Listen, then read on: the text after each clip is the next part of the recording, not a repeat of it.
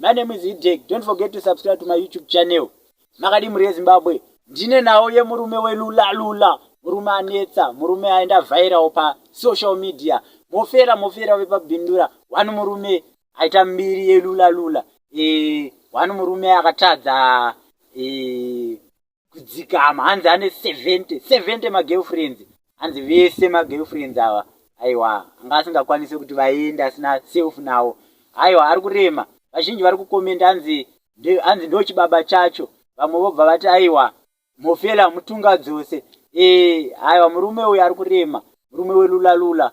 Mhofela. Aiwa, vari kuvharira. Hanzi nevamwe vanonyenga baba vamheno.